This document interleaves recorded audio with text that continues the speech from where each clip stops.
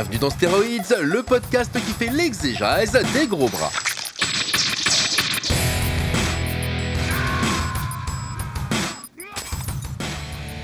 Bienvenue dans ce nouvel épisode de Stéroïdes the Podcast, je suis Stéphane Moïsakis et aujourd'hui, séance de rattrapage.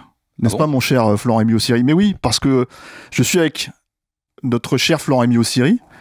Salut Florent. Salut. Et en fait, quand je dis séance de rattrapage, c'est parce qu'on avait fait un très très long podcast ensemble avec Rafik à l'époque, Capture Mag le podcast, pour la sortie d'Elias qu'on voit derrière, c'est ton dernier film en question. Et mais c'est vrai qu'il y avait une micro-frustration sur cet épisode-là, c'est qu'on pouvait pas spoiler. Bah, tu m'avais cuisiné 4 heures surtout. Oui, c'est vrai. Et du coup là, en fait, ce qu'on aimerait, c'est maintenant que le film est sorti en salle, qu'il est disponible en DVD, en Blu-ray, que les gens peuvent le voir en VOD, que les gens peuvent le voir. Ouais. Et ben, en fait, j'aimerais qu'on rentre un petit peu dans le détail en fait de ce film, qui est un film qu'on a beaucoup aimé, qui est un super film d'action français. Comment dire donc nous, on a quand même cœur à le défendre une fois de plus, quoi. Et du coup, alors, ce que je fais moi dans mon émission, dans cette émission spécifiquement, en général, en fait, la personne qui est assise en face de moi, c'est pas un réalisateur prestigieux, hein, c'est quelqu'un avec qui, un copain avec qui je discute et qui en général me pitch le film. Donc là, en fait, j'ai le réalisateur, je vais lui demander de me pitcher le film. Oh putain, mais oui, vrai. c'est pas mal. Pitch le film. Vas-y, parce que la dernière fois, c'est moi qui l'ai fait. Je l'avais un peu pitché, et non. Tu sais, c'est toujours difficile de pitcher un film. On te demande de pitcher un film. Mais là, tu peux spoiler. En fait, j'aime pas pitcher les films. Ce que j'aime, c'est plus de raconter d'où je suis parti. On va le faire, ça, après. Florent. Non, mais c'est pour donner c'est surtout pour donner le pitch. L'idée du pitch, c'est pour donner, en fait, aux gens qui nous écoutent, déjà un premier point, en fait, sur est-ce qu'ils auraient envie de voir cette histoire-là, tu vois. Mais surtout, en fait, un fil sur lequel, en fait, plus tard, on pourra discuter de tous les détails du film, voilà. Elias, c'est l'histoire d'un héros qui est un anti-héros. Vous avez vu comment je l'ai serré? Hop, ça y est, il l'a fait son pitch. Ouais, non, mais si ça va être décevant un pitch. Non. Toujours. Mais on va se Alors, c'est pas qu'un film d'action d'ailleurs, c'est un thriller parce que je voulais travailler sur le thriller. C'est vrai, c'est intéressant parce que c'est une des choses dont on va discuter ensuite aussi par rapport même à ce qui se fait dans le cinéma d'action actuel en France. Et c'est vrai que c'est une grosse distinction. Mais alors, je suis parti d'un héros, d'un anti-héros, et je voulais. Mais il va pas me pitcher son film, là. Non. C'est pas... Tu veux que je le fasse? Vas-y. Non, bah, c'est l'histoire d'Elias. Pareil, ça, c'est un truc dont j'aimerais qu'on parle, un peu le nom du personnage. C'est assez intéressant. Je pense qu'il y a une petite histoire derrière qui est intéressante, qui est en fait un ancien des forces spéciales. C'est ça, si je dis pas de bêtises. Normalement, le réalisateur devrait c'est un ancien soldat des forces spéciales qui a vécu un trauma de guerre. Voilà, et on le retrouve en fait dans un foyer en fait. Voilà, c'est un mec qui a perdu. Il doit être médicamenté. Voilà.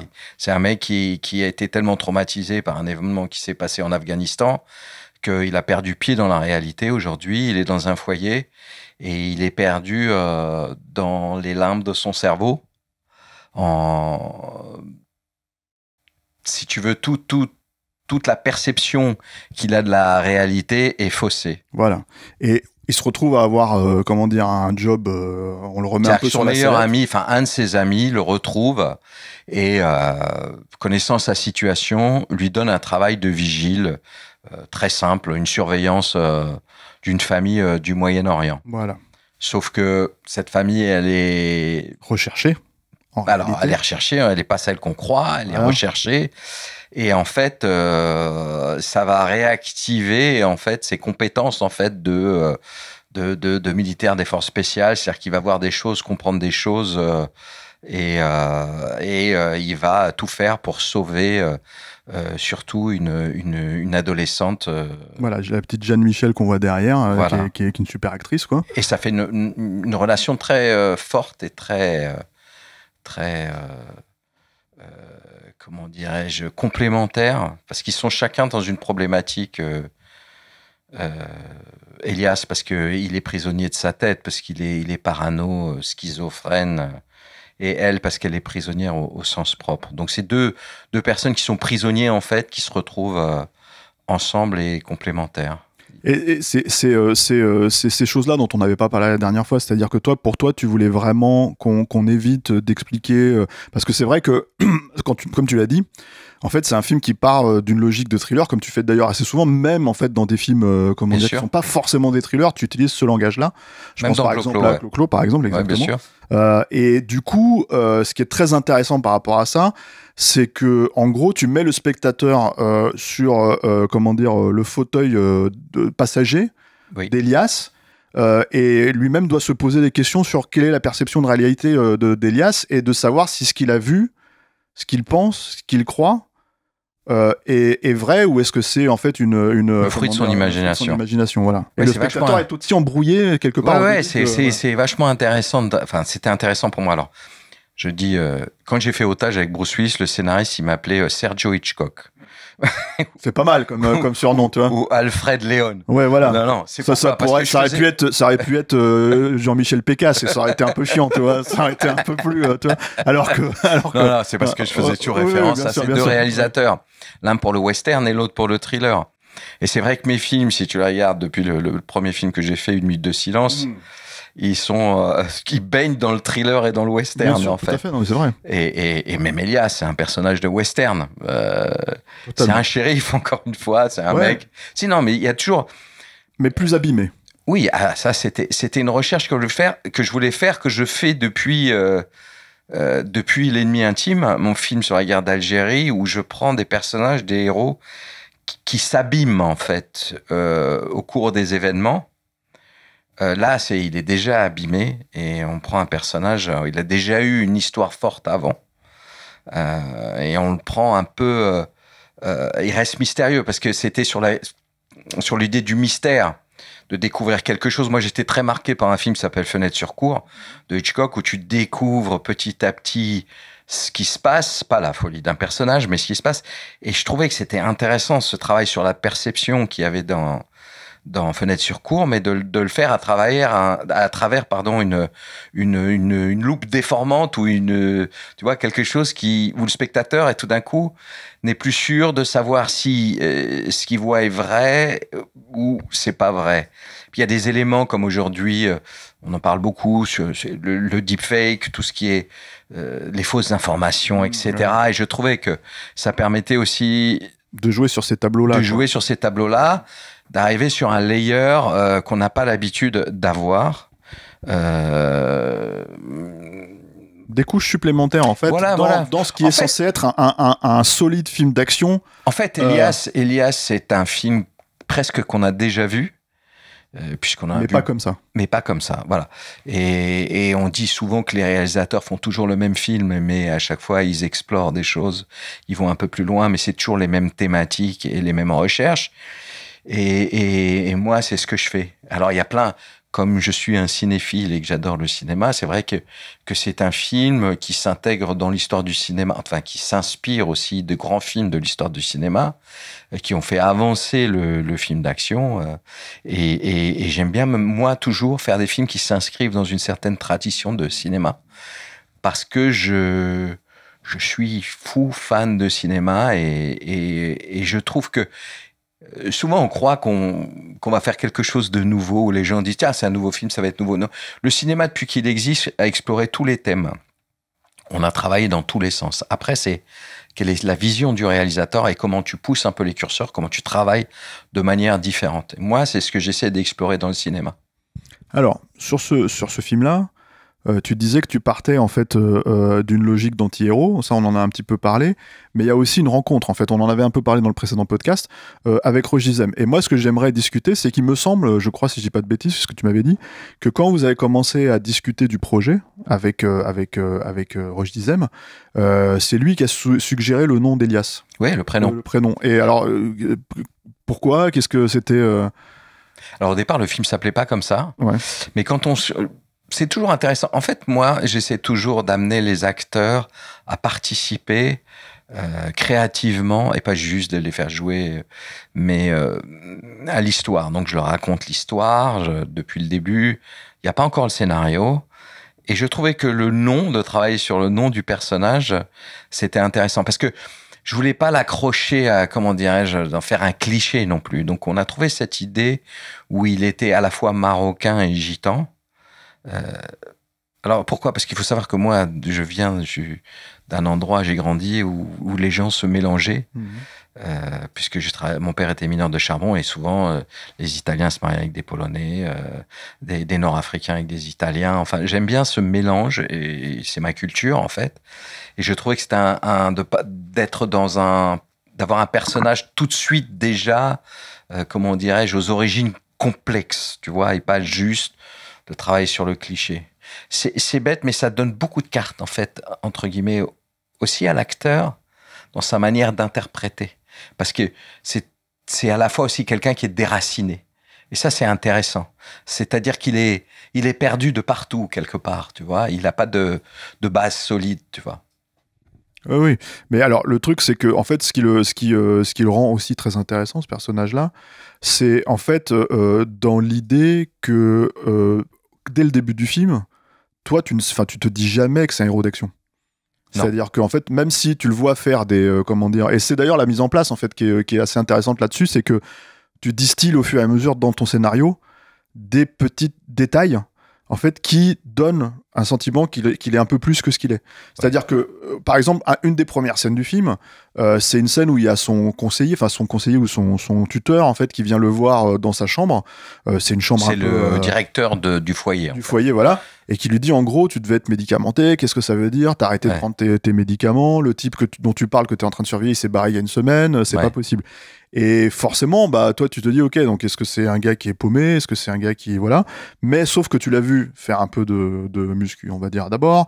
Quand il est interpellé, enfin, quand on l'appelle, en fait, pour discuter d'un potentiel travail, en gros, tu le vois en train de couvrir un peu ses arrières parce qu'il a plus son couteau avec lui. Donc, en fait, il commence à trafiquer un mégot qui transforme en lame de rasoir. Voilà, exactement. Ce genre de petits détails comme ça où tu te dis, bon, il y a un peu plus que...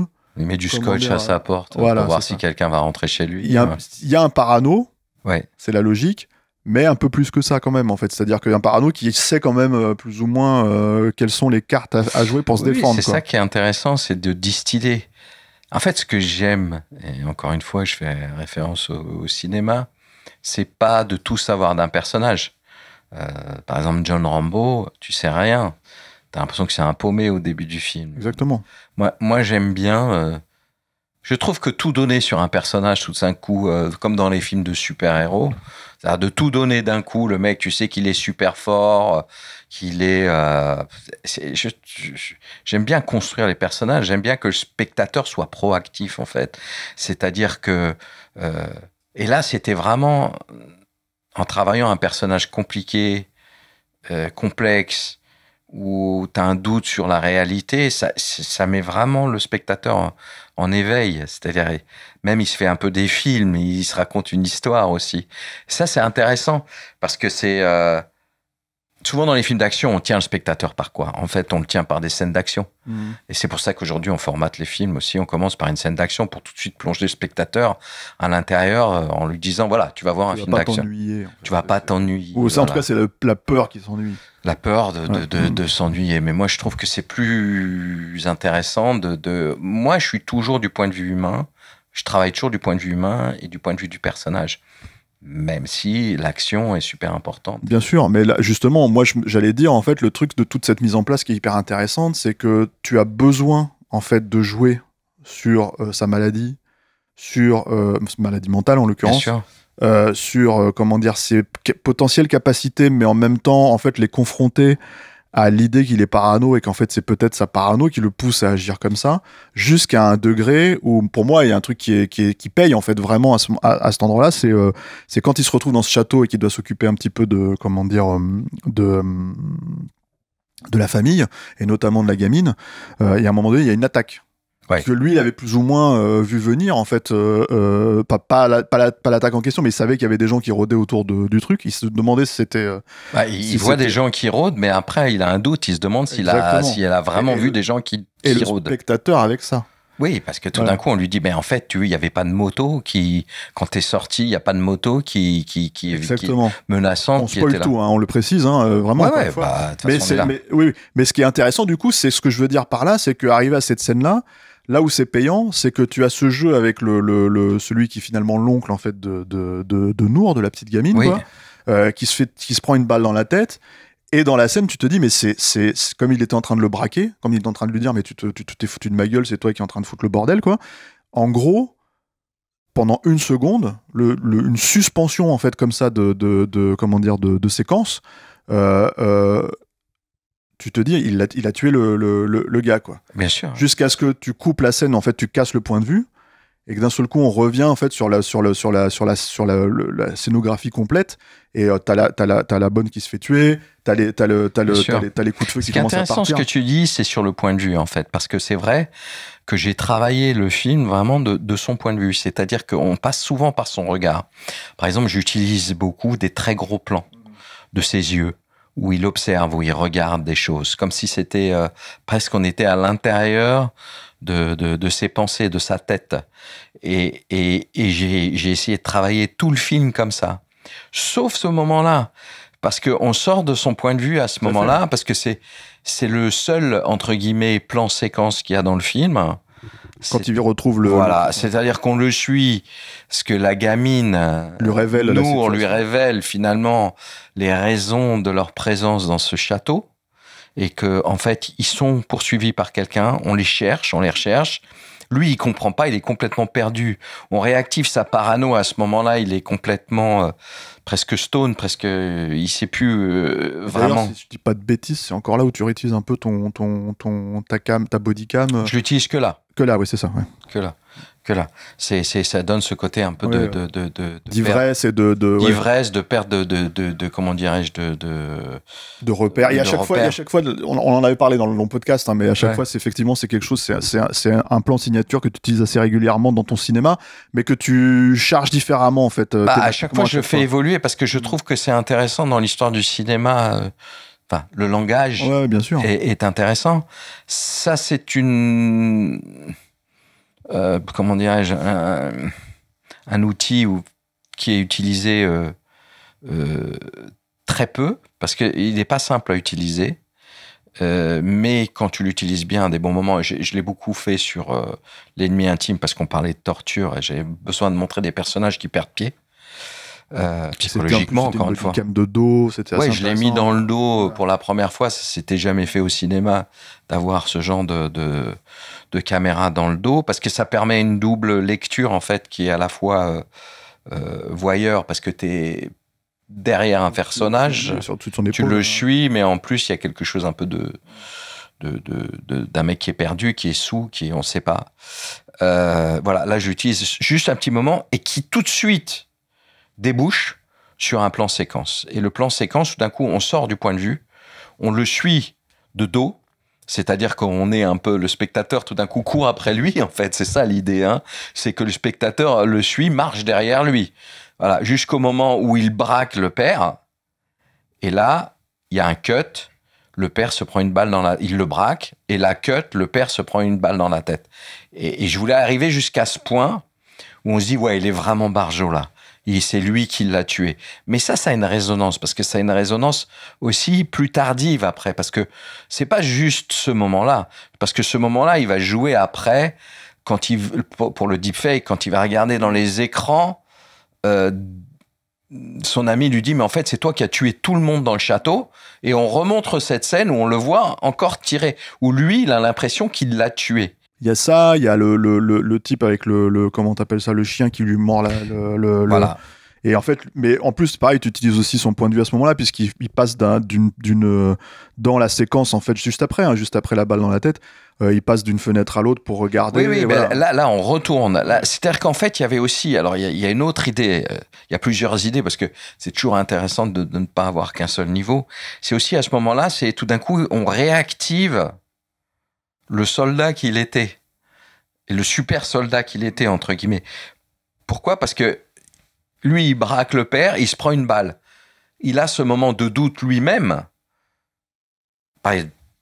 En mise en scène, si on parle de mise en scène, c'est le seul moment où j'ai fait une très courte focale. Oui. C'est-à-dire que je fais un plan de lui où le pistolet est carrément dans la caméra. Non, je travaille très peu avec les très courtes focales, parce que je trouve que c'est souvent des focales à effet. Ouais, Jean-Marie Poiret, quoi. Non, pas dans ton film, mais ce que je veux dire, c'est que c'est beaucoup mais c'est souvent des focales à effet, les courtes focales. Et c'est un effet, mais tu le sens pas comme un effet, parce que tout d'un coup, ça devient psychologique. Exactement. Tu sens d'un seul coup qu'il y a quelque chose où lui-même, en fait, n'arrive pas il se demande lui-même s'il l'a fait ou il l'a pas fait. Exactement. Voilà, Et je joue sur ce petit moment, le spectateur se dit non, il l'a pas fait ça quand même. Et puis à ce moment-là, tout d'un coup, il y a la bonne qui arrive, qui se prend une balle, et autour de lui, il y a des objets qui explosent, et on comprend que les tirs viennent de l'extérieur, en fait. Un peu de ralenti, un peu de... Voilà. Et puis là, on rebascule, t'as raison, dans son point de vue, c'est-à-dire qu'on voit ce qui se passe dehors à travers ses yeux. Tout à fait. Mais ce point de vue qui est important, parce que justement, en fait, il y a un renvoi vis-à-vis du deepfake, c'est-à-dire que pour le spectateur, encore une fois, s'il est à côté d'Elias à ce moment-là, ces plans-là, qui sont des plans qui seront réutilisés en fait en plan caméra en fait dans le deepfake, sont des plans en fait signature, c'est-à-dire entre guillemets en fait normalement il les a retenus et en fait il est dans le même questionnement qu'Elias au moment où on lui annonce le deepfake et on lui dit tu as tué tous ces gens-là en fait. Et il est parce qu'il pense que c'est peut-être lui, parce que il fait des choses des fois. La preuve, il y a un moment on lui montre une vidéo où on lui dit t'as été à l'étage, t'avais pas le droit d'aller à l'étage. Qu'est-ce que t'es venu faire à l'étage? Et on le voit effectivement marcher à l'étage. Nous, on l'a jamais vu monter et en train d'explorer les étages, les chambres à l'étage. Mais ça, c'est vrai, puisqu'on on le voit. Donc, il y a été. Donc, à ce moment, c'est même lui, à ce moment-là, il est perdu. Parce qu'il fait des choses aussi dont il se souvient plus. Quand il commence à parler tout seul et qu'il pète des plombs, il y a des moments où il sort de la réalité. Mais alors, arrivé à ce stade du film, moi, ce que je trouve intéressant, c'est comment est-ce que tu joues, toi, au scénario, sur le tournage, tu nous en as un petit peu parlé, justement, avec ces choix de mise en scène, et au montage à la fin, c'est-à-dire dans les 3 logiques d'écriture du film, à trouver l'équilibre exact pour que le spectateur ne soit... c'est-à-dire, tu es entre le récit que tu dois raconter, c'est-à-dire c'est important de ne pas perdre le spectateur dans le fil du récit, mais tout en jouant sur suffisamment de trucs un peu off pour le perturber. Donc du coup, quelle est la balance là-dedans pour toi ? Est-ce que ça se joue beaucoup au montage ? Est-ce que en fait il y a des choses que tu testes ? Écoute, ça se joue. Alors les scénarios, en général, le scénario il est beaucoup plus étoffé. Pourquoi ? Parce que c'est pas visuel un scénario. Un scénario, c'est un instrument de travail. C'est ni un livre ni un film. Mais en général, c'est un plan de travail, ouais. Un instrument de travail. En fait, on explique plus dans un scénario. Il y a plus de dialogue. Moi, ça me dérange pas du tout parce que tu parlais de 3 étapes. Ouais. Moi, j'en ai 4 en fait. D'accord. Parce que je travaille sur le scénario et après je prends le scénario et je le storyboard entièrement. Oui, tout à fait. C'est-à-dire que je le visualise. C'est là que je le raconte visuellement. Après, au tournage, je le fais évoluer encore, mais comme j'ai cette base, je sais où je vais, et donc j'ai déjà travaillé tous mes points de vue, la manière dont je veux travailler avec ma caméra. Je mets souvent les focales aussi, tout le langage cinématographique, parce que bon, le langage cinématographique, le cinéma, c'est du langage visuel, donc il faut raconter avec les plans, avec les images. Et donc, je travaille là-dessus. Et puis après, au tournage, j'élague encore des choses et je retravaille à l'intérieur parce que c'est work in progress. Tu travailles toujours, t'avances. Et après, bien sûr, au montage, c'est là où t'aiguises. Je dirais que c'est presque, tu aiguises ton couteau. C'est-à-dire que là, il devient bien sharp parce que tu peux encore travailler, pousser le truc un peu plus loin. Voilà, c'est aussi le langage, le montage, c'est vraiment formidable. Faut pas croire. Moi, je ne crois pas au fait que les films se fassent au montage. Il y a beaucoup de gens qui disent les films se font au montage. Oui, quand le film n'est pas bon, tu peux essayer de le rattraper au montage. Et si t'as 12 caméras et que t'as filmé un truc, c'est pas. Oui. Alors là, ça c'est une autre thématique, une autre problématique. C'est les mecs qui ne savent pas en général se servir d'une caméra, se couvrent comme on dit. Ils font beaucoup d'axes, beaucoup de plans différents, et puis après ils laissent faire le monteur. Alors voilà. Sur un film d'action, t'es obligé d'être exigeant. T'es obligé. Et puis autre chose, c'est que ça coûte cher, un film d'action, a priori. Donc, il vaut mieux être sûr du plan que tu es en train de filmer et tenir ta journée. Tu peux pas commencer... Moi, par exemple, dans les scènes d'action, parce que j'en ai fait beaucoup et j'ai cette pratique-là, moi, je fais une prise, en général.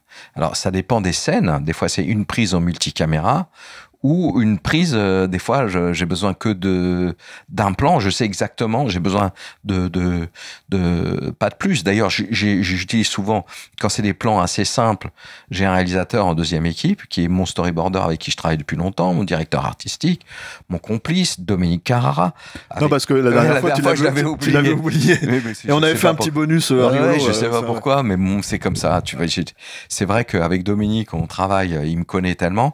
Et du coup, par exemple, je dis n'importe quoi, je te dis un couteau sanglanté sur le sol, il va aller le filmer lui, j'ai pas besoin de... Je lui dis, je mets la focale, je mets, etc. C'est pas...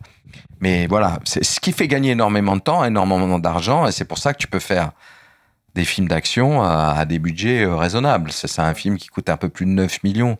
Alors, c'est beaucoup d'argent, mais c'est rien par rapport à des comédies qui coûtent 12 ou 13 millions. Et justement, alors le truc, c'est que en fait,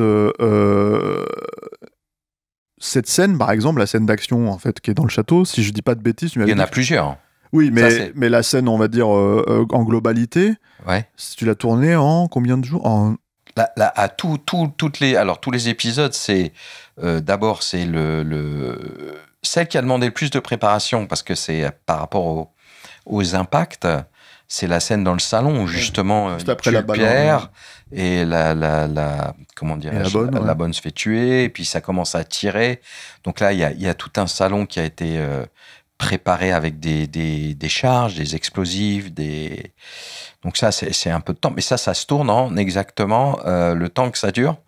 Donc, c'est-à-dire 6 secondes et demie, 7 secondes. Mais c'est la prépa qui prend du temps. Ouais. C'est la prépa qui prend du temps, la répétition un peu avec les caméras, avec l'acteur, pour être sûr de tout.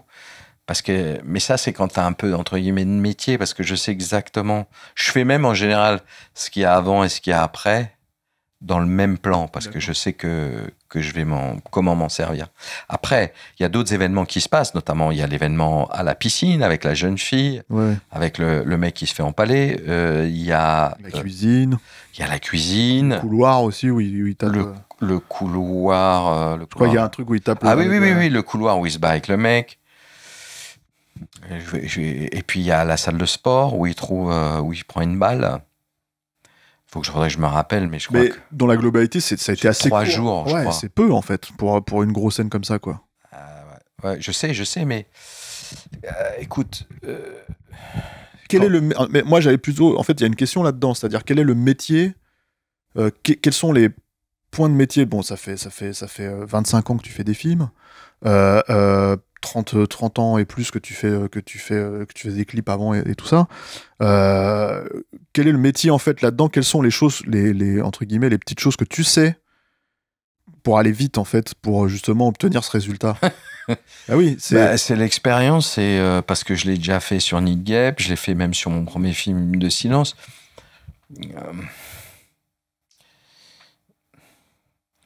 Comment dirais-je, je déroge pas à une règle qui est d'être super préparé quand tu fais une scène d'action en amont. C'est-à-dire pas quand on tourne, mais vraiment en préparation, de préparer, même de parler avec les cascadeurs, de répéter avec les cascadeurs, de tout répéter pour que le jour J, tu ne fasses que enregistrer. En gros, enfin, c'est un peu ridicule de dire ça parce qu'il y a plein de choses qui se passent, mais tout est prévu et dans le temps imparti.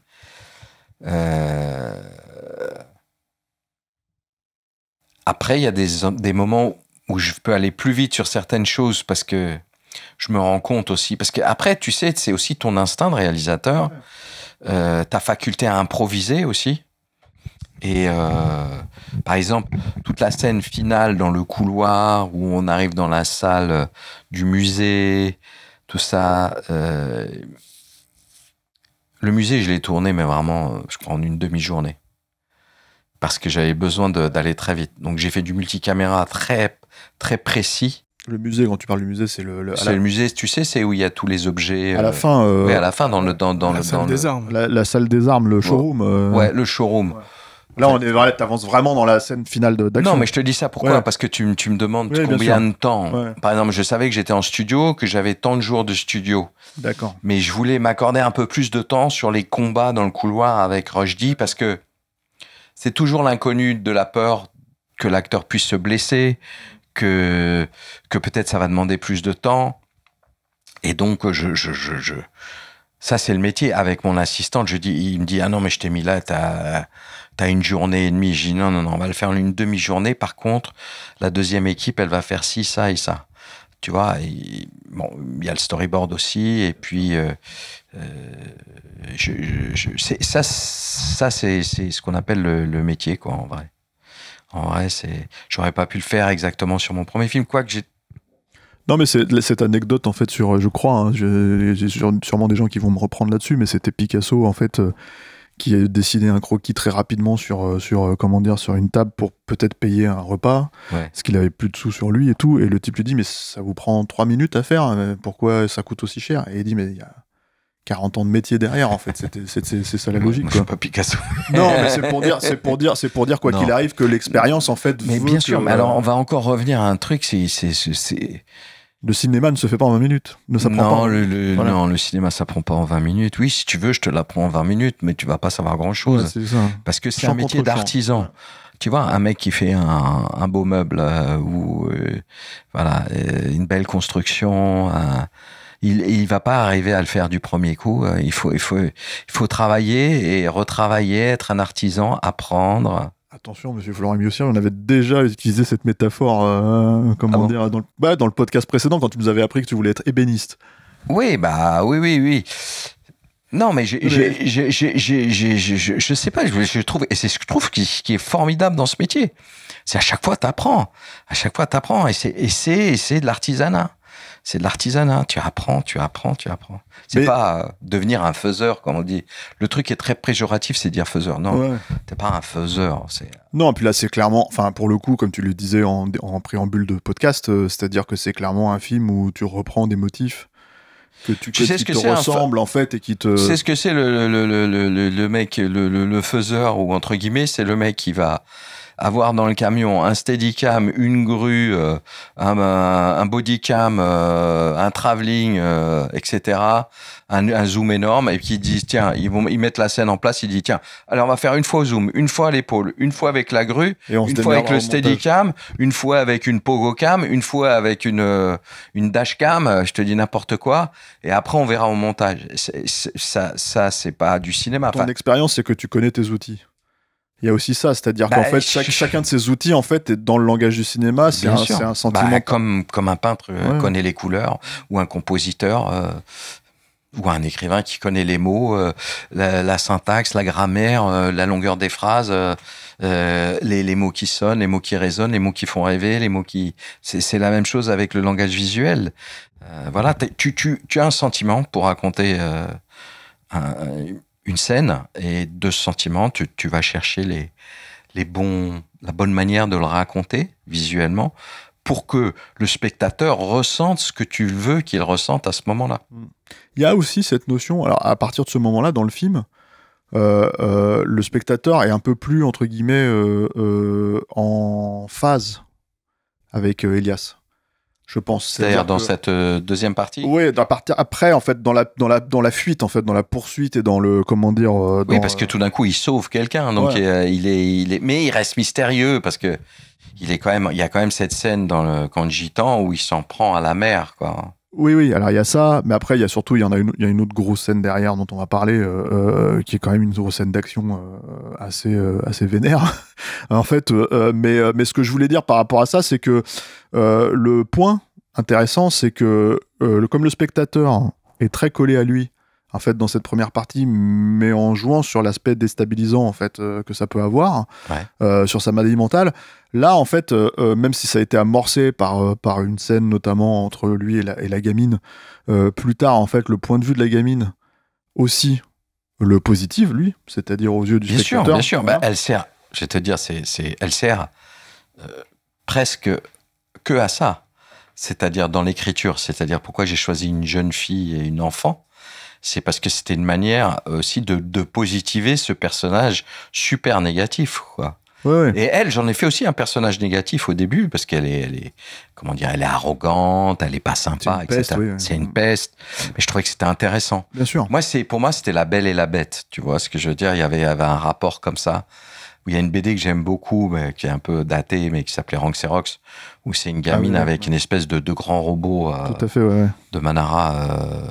Et je trouve toujours ces contrastes très forts, en fait, et qui peuvent exister qu'au cinéma, tu vois. Oui, tout à fait. Mais le truc, en fait, qui est assez intéressant, c'est que d'un seul coup, en fait, on est quand même, comment dire, dans le mystère aussi, effectivement, et dans le questionnement même, en fait, de tous les gens qui l'entourent, parce que le truc, c'est que, on va dire, jusque dans la scène du château, même la mère, en fait, était peut-être un personnage un peu trouble pour lui, parce qu'elle parle français, en fait, voilà, il y a tout un jeu autour de ça, elle est quand même... Elle lui parle mal aussi. Ouais, elle lui parle mal et tout. Mais après, en fait, si tu veux, derrière, c'est que tu déplaces la problématique de la parano d'Elias sur les gens qui l'ont filé ce job, en fait. Oui. Voilà. Et là, tu le gardes quand même assez longtemps. C'est-à-dire que, par exemple, son ami qui est joué par Dimitri Storoj, si je dis pas de bêtises, voilà, lui, par exemple, en fait, il est trouble presque jusqu'au bout, en fait. Ouais, parce que moi, j'aime... Enfin, encore une fois, j'aime les personnages... C'est la notion de suspense aussi qui est intéressante. Oui, alors il y a plusieurs niveaux. Déjà, moi, je pense que les seconds rôles, tu dois leur donner... un peu de biscuit. À manger. Ouais. Tu vois, moi, j'adore Touchez pas au Grisby ou Le Trou. Ouais, bien sûr. De Becker, parce que je trouve que c'est chez Renoir, c'est admirable le travail sur les seconds rôles. On oublie beaucoup le travail sur les seconds rôles, l'impression qu'il y a que le héros qui compte ou l'héroïne, mais tous les autres sont... Et là, je trouvais, franchement, Dimitri Storoj, ça a été pour moi une révélation, parce que je trouve qu'il a une ambiguïté presque naturelle qui servait tellement le propos, parce que oui, il est trouble. Et jusqu'au bout, je veux qu'il soit trouble. On ne sait pas s'il n'est pas un peu derrière ça. D'ailleurs, je l'ai construit comme ça, parce que c'est ça qui est intéressant, des fois, de travailler sur un personnage en te disant... je me suis dit, par exemple, en le travaillant, que c'était lui le responsable de tout. Alors que ce n'est pas vrai. Mais de la manière dont je le travaillais dans les scènes, et dans l'écriture, et dans son jeu, c'est comme si c'était lui qui était responsable, qui était derrière tout ça. Tu vois, et c'est vachement intéressant de travailler comme ça un personnage. Et du coup, ça lui donne vachement de force. Mais jusqu'au bout, oui, c'est un peu en même temps, c'est celui qui le connaît le mieux dans l'histoire. Mais en même temps, c'est celui qui a l'air le plus trouble. Il est presque plus trouble que Elias. Et puis, en fait, t'as presque le sentiment que t'as un bout de dialogue comme ça. À un moment donné, il disait avant, c'était quelqu'un. Ouais. Et maintenant, c'est plus personne. Enfin, en gros, voilà.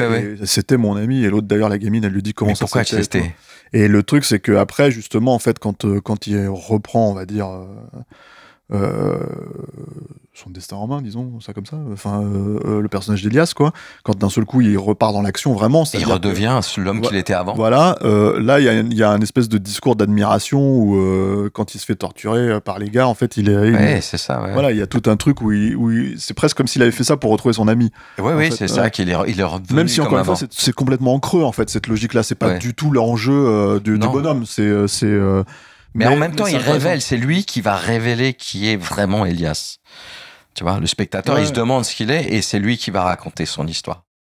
Et il y a, alors, une autre grosse scène d'action, comment dire, enfin, pas grosse au sens, comment dire, mais importante. Ouais. Et c'est même, j'ai l'impression, souvent, le retour que j'ai, en fait, sur le film, c'est que les gens se retiennent beaucoup cette scène. Elle est très violente. C'est assez nécessaire, je trouve, dans le récit. C'est la scène de la caravane, en fait. Le camping-car. Pardon. Et dans le camping-car, en fait, il massacre, en gros, plus ou moins ce qu'il pense être les gens qui le suivent, en fait. Ouais. Mais quand il rentre dedans, tu te dis, il est en train de massacrer des innocents, en fait. Au début, c'est des kidams un peu basiques qui sont en train de se faire à manger. Je vais te dire, c'est ma scène préférée. Ouais. Pourquoi ? Parce que c'est pas juste parce que c'est une scène d'action que je trouve forte. C'est parce que toute la thématique est à l'intérieur de cette scène, est concentrée dans cette scène. Parce que cette caravane, c'est son espace mental, en fait. C'est lui, cette caravane. C'est ce qui se passe dans sa tête. C'est la violence qui vit. Ce camping-car, tu veux dire. Ouais, pardon. Ouais, c'est vrai qu'on disait aussi caravane, c'est toujours compliqué. Et c'est vraiment cet espace mental, c'est ce qui se passe dans sa tête. Et ces gens sont ces fantômes, en fait. Les fantômes qui reviennent, les fantômes qui le font. Tu sais, dans le film, on le voit parler tout seul, parler à des gens. Il insulte un mec, il dit « Arrête !» Il est complètement... Et ben, c'est son espace mental. Et cette scène, c'est une scène pivot parce qu'il va tuer ces fantômes, au sens propre. C'est-à-dire qu'il va tuer tout ce qu'il a dans la tête, toute cette folie. Et après, d'ailleurs, je fais une scène où il est dans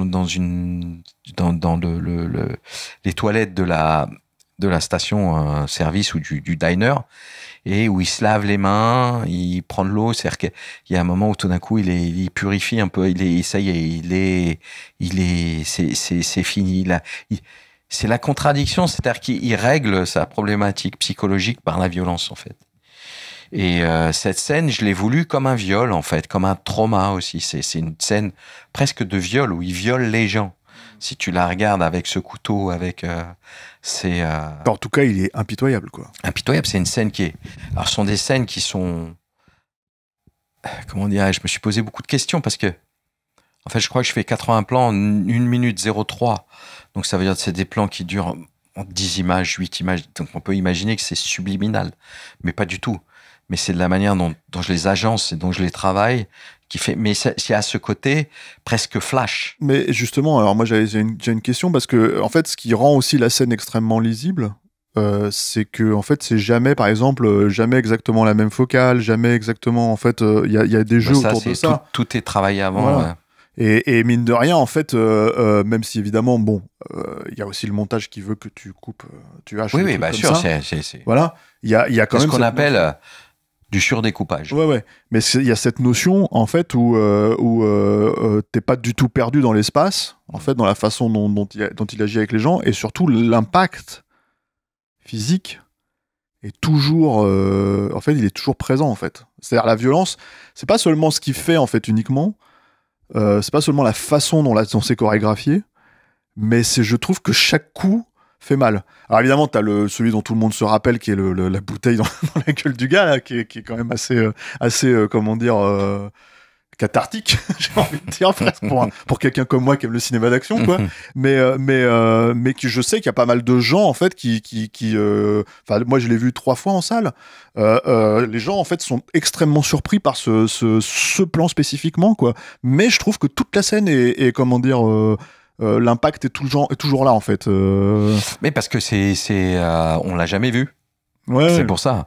Aussi, quand t'as jamais vu dans Chien andalou de Buñuel, si tu l'as jamais vu, c'est violent. Ouais. Voilà. Bien sûr, ouais. Psychose. Parce que c'est une scène qui s'inscrit dans cette tradition. C'est la Psychose de Hitchcock.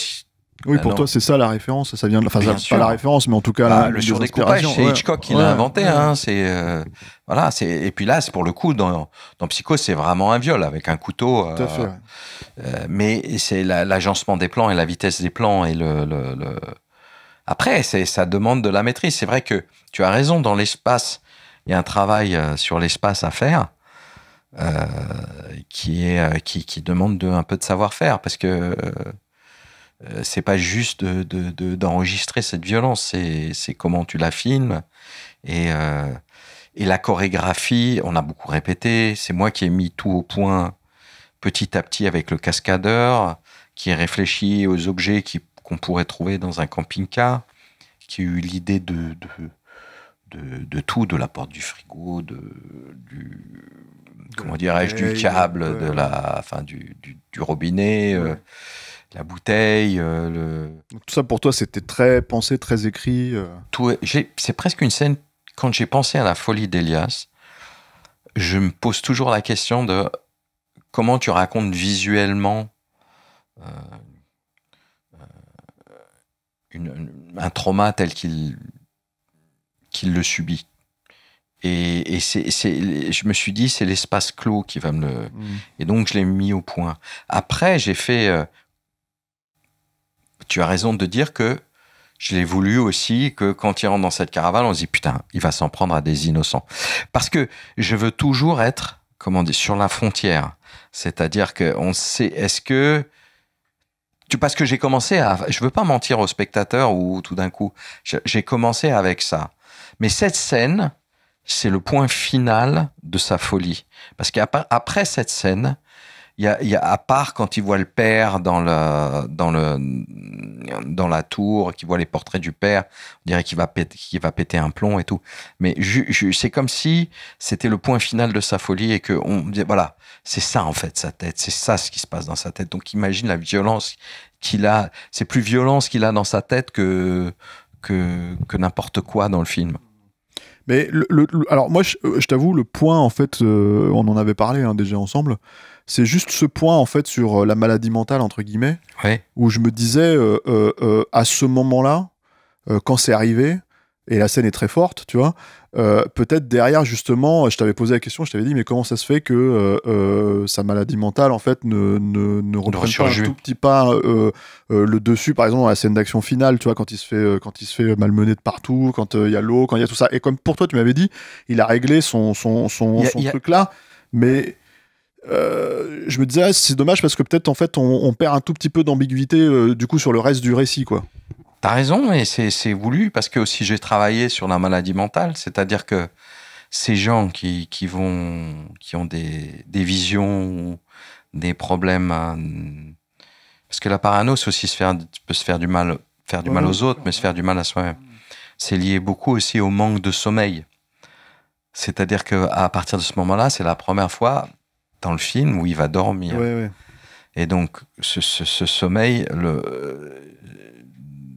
va lui permettre de redevenir ce qu'il était avant. En fait, c'est-à-dire pour moi, c'était le point final, tu vois. C'était le summum. Voilà. Je trouve, pour moi, j'allais pas continuer à jouer avec ça parce que, puis d'abord, j'avais pas de manière de l'emmener plus loin dans cette folie. À part ce moment où il veut rentrer chez le père. C'est le seul petit où la gamine l'arrête, Nour l'arrête et lui dit non, tu t'es là pour moi, j'ai plus que toi, il faut que tu m'aides. Non, le fais pas, ne t'en prends pas. Oui, lui. Et à ce stade-là, c'est lui son père en fait. Exactement. C'est qu'il y a après, je travaille sur une autre thématique qui est vraiment cette relation entre lui et elle où il prend la place du père. Du tuteur, bien sûr. Ouais. Et comment dire. Après cette séquence, en fait, voilà, le truc, c'est qu'on arrive donc sur le dernier tiers du film. Ouais. Il y a quand même ce truc, en fait, mais qui est plus détaillé. Alors moi, je sais que je le dis un peu ici, j'ai vu une version un tout petit peu différente la première fois quand tu nous l'as montré, avec quelques détails, en fait. Mais il y a une scène que je trouve extrêmement intéressante dans le film, c'est la scène avec les migrants et la façon dont tu montres, en fait, sans appuyer. Comment dire du tout le truc, en fait, le massacre des gars, l'espèce d'impunité totale, en fait, en l'occurrence, on peut le dire, à ce stade du récit, c'est le père qui envoie comment dire. Oui, c'est le père qui est un mec émir arabe ultra riche. Voilà, non, mais c'est un mec à la Dubaï, voilà. Et oui, c'est basé d'ailleurs effectivement sur une. Il y a un émir qui a envoyé des commandos aller chercher des filles qui s'étaient échappées des griffes de leur père parce que elles devaient être destinées à quelqu'un. Ils voulaient les marier de force. Il y a une histoire en Angleterre. Puis il y a aussi l'histoire de ce diplomate Khashoggi qui a été tué et qui a été découpé, mis dans une valise, et après ils ont fait croire avec un sosie qu'il était sorti de l'hôtel. Et on sait très bien que c'est l'Arabie Saoudite qui l'a tué. Ils ont fait croire que... Oui, mais c'était assez connu comme histoire, c'était ressorti. Oui, mais de toute façon, je me suis inspiré d'histoires vraies. Donc pour moi, il n'y avait pas de... J'aime bien me raccrocher et travailler sur une forme de réalité, et puis sur le fait qu'il y a des jeunes filles qui sont destinées à... Il y a ça, et ce que j'allais dire, c'est qu'en fait, c'est par ce biais-là, par le biais, par exemple, des Gitans aussi, par le biais de quelques petits détails comme ça, où tu raccroches, en fait, un tout petit peu ce thriller, ce film d'action, à ton cinéma social. Oui. Alors, petite touche, hein, c'est pas, comment dire, on n'est pas dans non, j'aime bien. Et puis j'aime bien le choc. Là, il y avait un choc des extrêmes, des ultra riches. Donc, tu as les ultra riches du passé, de la noblesse, le château, où on met des ultra riches d'aujourd'hui, une famille du Moyen-Orient. Et puis, tu as les ultra riches qui ont des tours, des immeubles énormes. Clinquants. Et un mec dans un foyer. Voilà, un foyer, un camp de gitans, des migrants qui se cachent. Voilà, je trouve que c'était intéressant de travailler sur ces extrêmes, sur ces chocs d'univers. Mais avec un regard quand même assez... Enfin, par exemple, sur cette scène avec les migrants, t'es impitoyable, quoi, presque. C'est avec les migrants dureté. Non, ouais, bah pas avec eux, mais avec la... Enfin, avec eux par défaut, mais parce que pour toi, enfin, je veux dire, la façon dont tu le présentes, c'est sans sommation, quoi. Ben, c'est-à-dire que c'est le début du 3e acte, c'est-à-dire qu'il faut qu'Elias il passe à l'action. Oui, bien sûr. Et là, il faut que je trouve la motivation. Et la motivation, c'est la mort d'un personnage, c'est la mort de la mère. Ouais. C'est de par sa mort et qu'ils enlèvent la gamine que Elias va redevenir le Elias d'avant et il a fait une promesse à cette jeune fille en lui disant si un jour il t'arrive quelque chose, je serai là pour toi. Non, si un jour tu as besoin de moi, je serai là pour toi. Et c'est ce qu'il va faire. Et donc, c'est le début du 3e acte. Pareil, alors si tu disais que ces scènes d'action-là, à la fin, quand il arrive dans le building building, immeuble, caravane, camping-car, gratte-ciel. Non, building. Voilà. Mais non, comment dire, dans cette scène-là, en fait, là, t'as vraiment un truc à la Rambo, quoi. C'est-à-dire, en fait, one man army, quoi. Ouais, voilà. C'est-à-dire, il arrive et ce qui est assez intéressant, en fait, je trouve, j'aurais bien aimé qu'on parle un peu des chorégraphies. Quelles sont les choses que toi, t'avais envie comme type de chorégraphie, on va dire. Alors déjà, c'est pas je voulais un héros fatigué déjà, puisqu'il il est plus si jeune, Elias. Donc c'était important d'avoir. Et on a travaillé aussi les chorégraphies dans ce sens-là. On va pas commencer à faire des coups de pierre tournés ou je sais pas. C'est pas John Wick, quoi. Non, je voulais quelque chose d'assez réaliste. Donc on a travaillé les chorégraphies de façon réaliste avec Rushdie. Tu vois, quand il saute en parachute, il s'évanouit, premier truc. Il tombe de l'avion, il évanouit, il se réveille, il est au milieu du ciel, et puis il a du mal à atterrir sur la plateforme du gratte-ciel, le parachute l'emmène, il va le faire basculer de l'autre côté. Après, il rentre dans le gratte-ciel. Alors, ce qu'on raconte aussi, c'est quand même un mec des forces spéciales, spécialiste de l'infiltration. On raconte qu'il a quand même tué quelques chefs djihadistes à lui tout seul, parce que ce sont des militaires qui arrivent à se mettre dans un trou pendant 15 jours et à sortir juste pour effectuer et puis de repartir. Donc on raconte que c'était le meilleur dans ce domaine-là. Et donc, quand il rentre dans ce gratte-ciel, si tu veux, ses réflexes sont aiguisés. Il a même un corner shot. Enfin, tu vois, on réactive le super.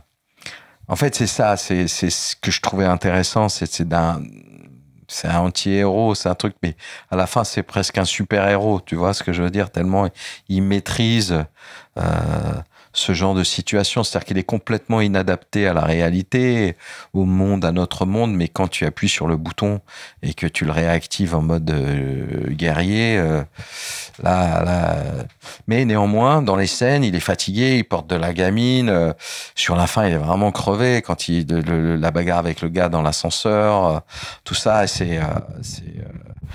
et puis ce que je trouvais intéressant, c'était que tout d'un coup, Nour, la jeune fille, devienne la tête et lui les jambes. Ouais. C'est-à-dire qu'il la porte, c'est elle qui le guide, elle lui dit à gauche, à droite, faut monter là, etc. Je poussais cette relation jusque dans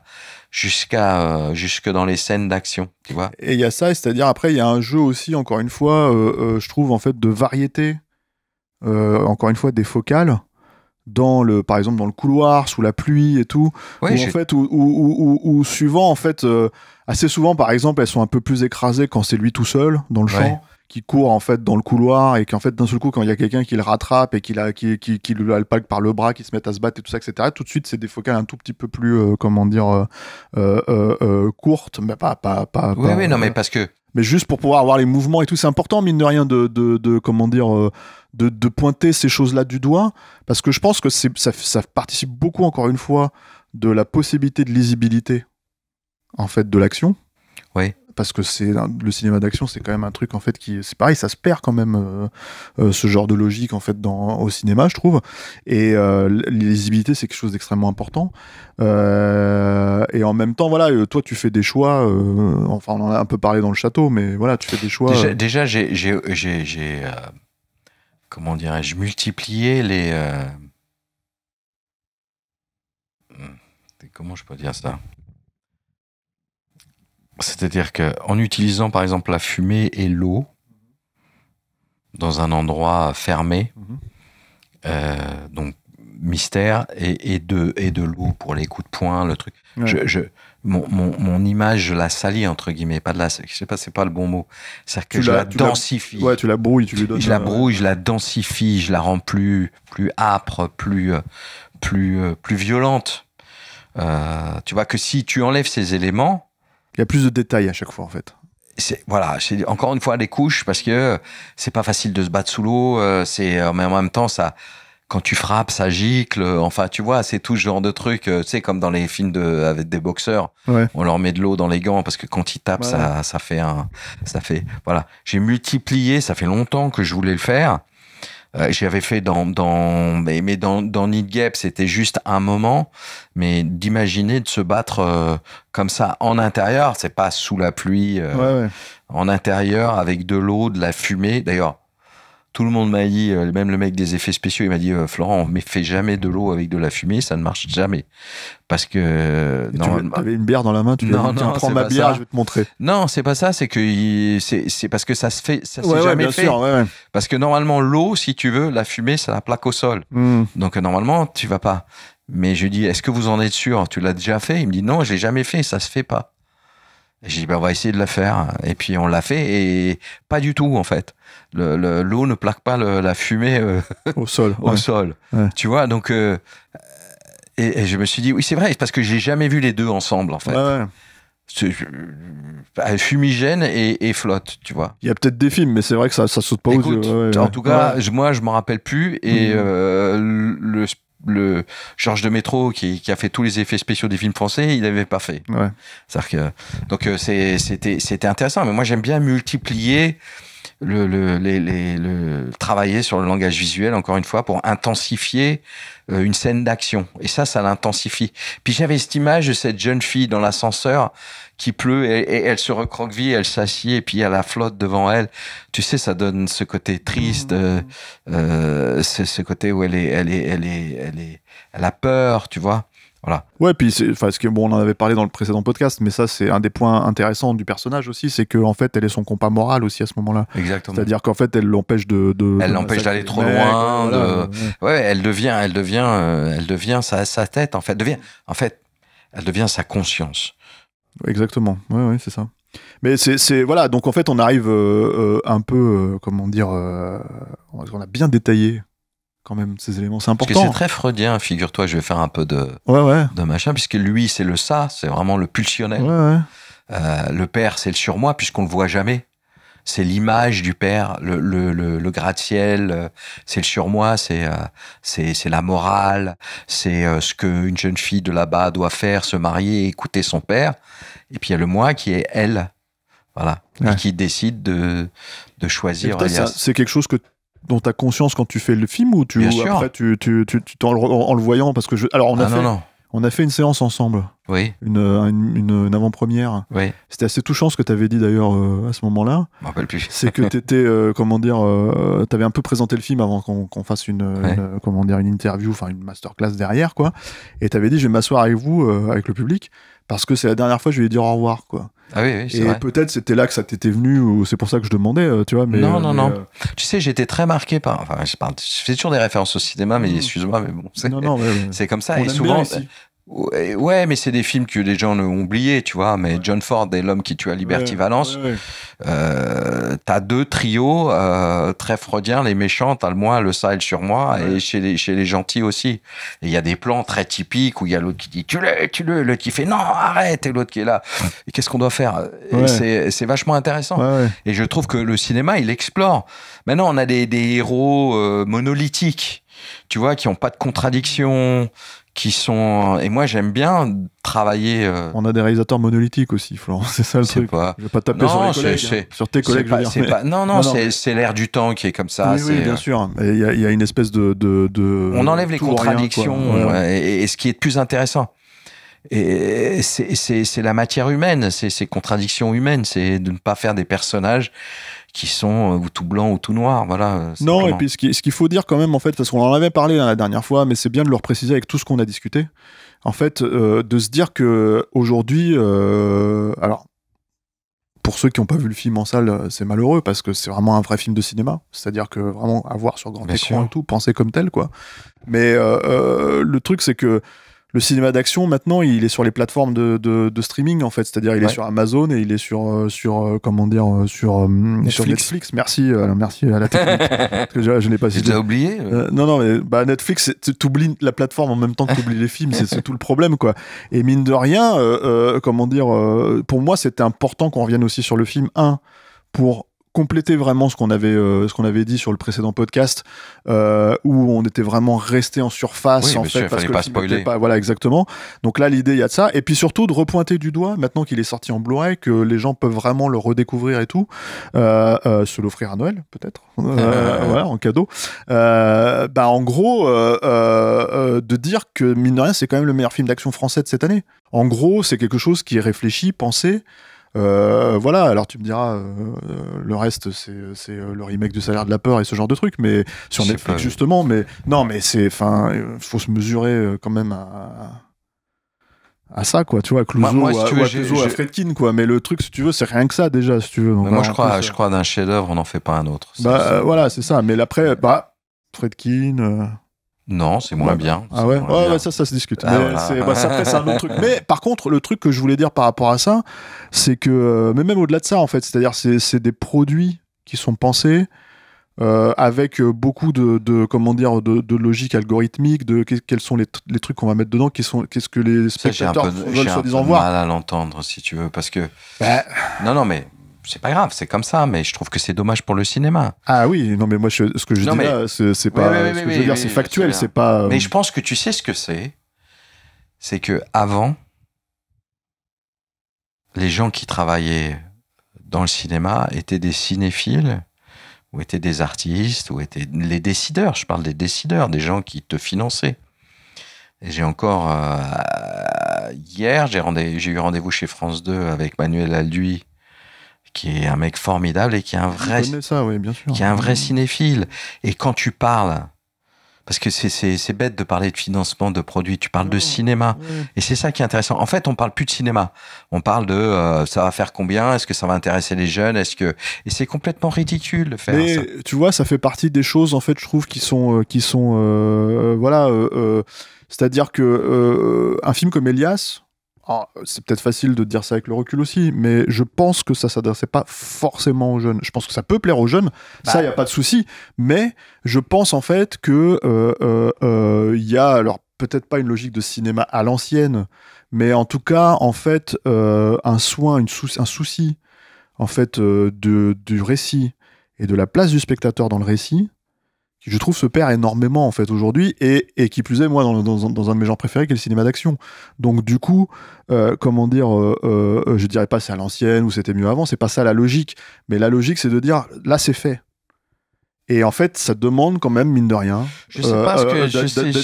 d'avoir une attention un peu soutenue, et donc de le voir sur grand écran, et donc de s'immerger dedans, quoi. Mais t'as fait une remarque tout à l'heure, je sais pas, parce que si on avait fait ce film pour une plateforme, ça aurait peut-être eu peut-être un retentissement plus fort chez les jeunes aussi. C'est que les jeunes ne vont pas au cinéma, en vrai. Oui, alors après, ça dépend sur quel film, en tout cas, ils vont. Mais le truc, c'est moins qu'on y allait, que tu y allais toi, ou que d'autres gens y allaient. Le cinéma n'est plus le passe-temps favori de la génération de jeunes actuels, je pense. Voilà. Sans même parler du jeu vidéo et des trucs comme ça, parce que même là, j'ai l'impression que ça peut être un peu supplanté, quoi. Mais en fait, voilà, on est dans un autre. Mais ça, c'est encore un autre truc. Ce que je voulais dire par rapport à ça, c'est d'ailleurs. Là, en fait, c'est ça, on se rend compte, je pense, si je dis pas de bêtises, pour l'instant, en fait, les premiers chiffres VOD, les premiers chiffres Blu-ray sont plutôt bons, en fait, sur un film comme ça. Ils nous ont dit en 5 jours, ils ont fait 50% de ce qu'ils estimaient. Donc ça fonctionne. Ce qui est difficile, c'est de déplacer toujours les gens au cinéma. Et c'est vrai, c'est trop cher, le cinéma est trop cher. Donc, qu'est-ce que tu veux que les jeunes, ils vont aller voir un film, le film qui a l'impression qu'il marche le mieux ou qui... Mais par exemple, le film d'action, il va venir en 2e ou 3e position. Voilà, donc on va choisir. Et puis peut-être que, encore une fois, il y en a beaucoup sur les plateformes. Et ils disent, mais pourquoi j'irais le voir au cinéma alors que je peux le voir sur ma plateforme gratos, enfin gratos entre guillemets, tu vois, de payer une place oui, bien sûr. Qui est le prix d'un abonnement en fait. Exactement, tu vois. bien sûr. C'est ça la problématique. Après, sur plateforme, on peut pas mettre on peut pas faire des si, mais peut-être que sur plateforme on t'aurait dit mais là ça prend trop de temps sur le fait qu'on sait pas s'il est fou ou pas, tu vois, ce genre de choses. Donc c'est là où après c'est une discussion et après c'est on a encore de la chance. Il faut commencer avec une scène d'action. Oui, moi ça c'est complètement ridicule. C'est comme si tu dis je vais faire un film d'amour, il faut que je commence par une scène d'amour. C'est des logiques de formule. C'est ça le truc, quoi. Non, c'est en fait ce qui a pourri le langage cinématographique du film d'action, c'est James Bond.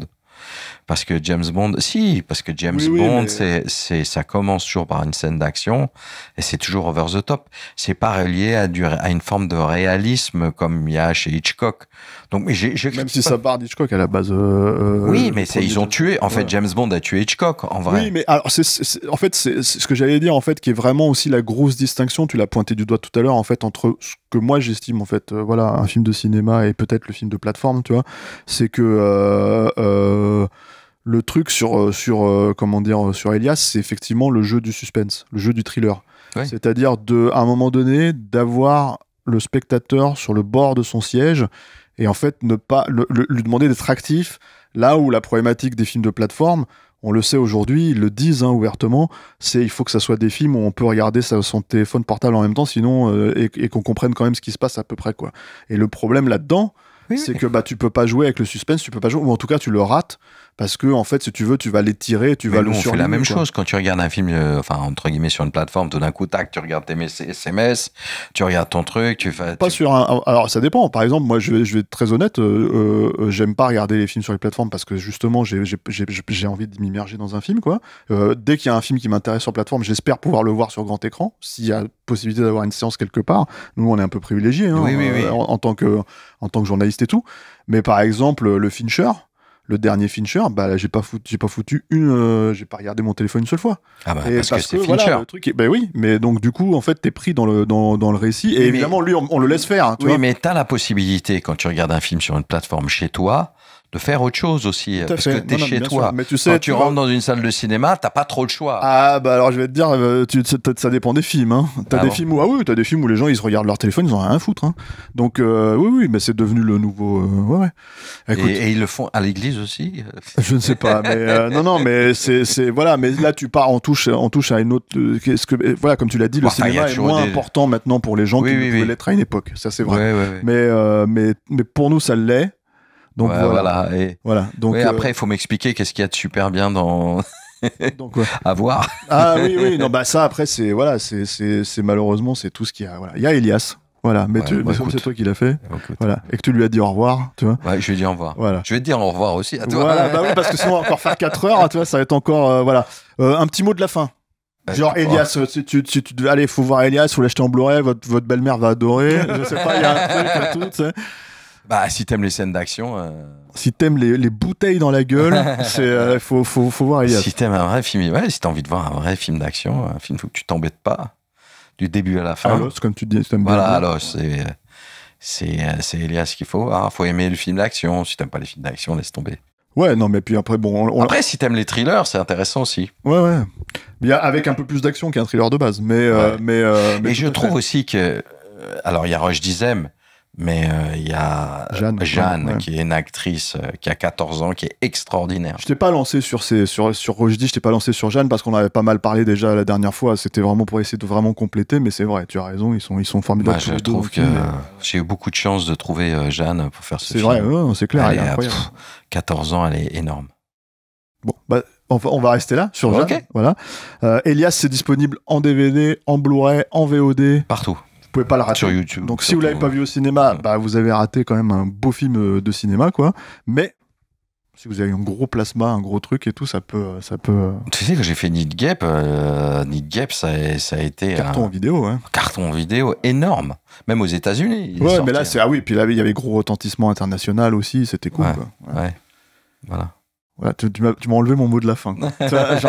Bon écoutez, Elias, c'est disponible en DVD, en Blu-ray. Merci Florent. Merci d'être revenu pour en parler. Merci à Capture Mag. Voilà, merci Alain, merci à la technique, à Gio Kanté qui sont derrière nous. Et qui fait le montage en direct, ça c'est balèze. Prochain film, je vais te prendre parce que comme ça, je vais faire en direct. Ça va me prendre moins de temps. Ouais, tu verras. Mais c'est un peu plus simple d'avoir deux personnes comme nous qui se parlent quand même. Je pense qu'une grosse scène d'action. Tu vois, je pense qu'Alain, tu vas lui péter la tête avec ça. Il va être là, oh putain, merde. Tu vois. Voilà, donc merci à Alain, merci à Gio Kanté, merci à toi Florent et merci à vous tous qui nous suivez. Et puis on se retrouve la prochaine fois avec un autre film. Merci, au revoir.